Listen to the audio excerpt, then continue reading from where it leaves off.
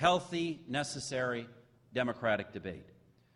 But when Israel, the only country in the world whose very existence is under attack, is consistently and conspicuously singled out for condemnation, I believe we are morally obligated to take a stand.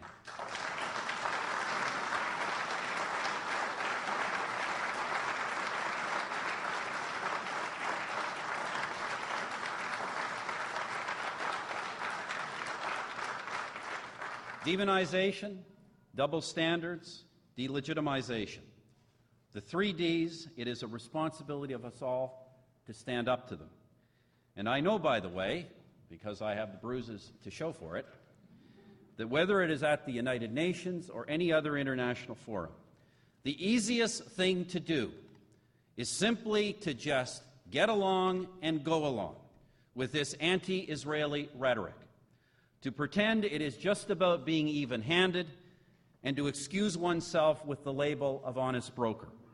There are, after all, a lot more votes, a lot more, in being anti-Israeli than in taking a stand. But as long as I am Prime Minister, whether it is at the United Nations, the Francophonie, or anywhere else, Canada will take that stand, whatever the cost.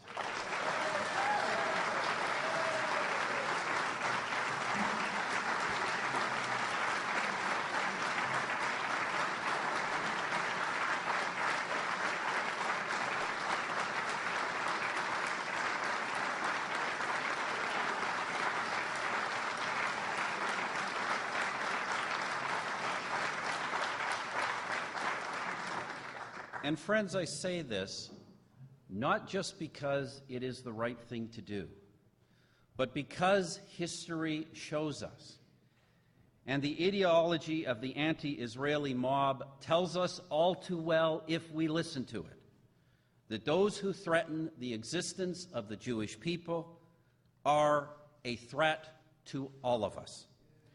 Earlier, I noted the paradox of freedom. It is freedom that makes us human. Whether it leads to heroism or depravity depends on how we use it. Alors que grandir le spectre de l'antisémitisme, notre responsabilité est de plus en plus claire. Nous sommes des citoyens de pays libres.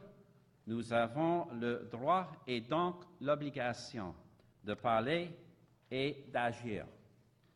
We are free citizens, but also the elected representatives of free peoples. We have a solemn duty to defend the vulnerable, to challenge the aggressor, to protect and promote human rights, human dignity, at home and abroad. None of us really knows whether we would choose to do good in the extreme circumstances of the righteous. But we do know that there are those today who would choose to do evil if so permitted. Thus, we must use our freedom to confront them and their anti-Semitism at every turn. Voilà, mesdames et messieurs, l'objet de notre intervention aujourd'hui, notre détermination commune à confronter cette terrible haine. Le travail que nous avons entrepris dans nos propres pays et en collaboration les uns avec les autres est un signe d'espoir.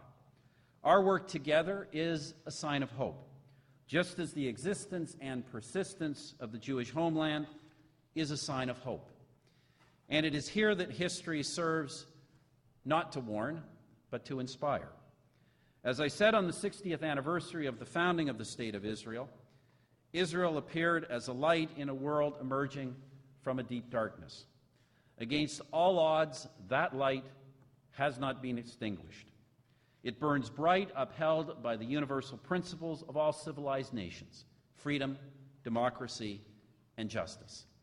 By working together more closely in the family of civilized nations, we affirm and strengthen those principles, and we declare our faith in humanity's future, in the power of good over evil.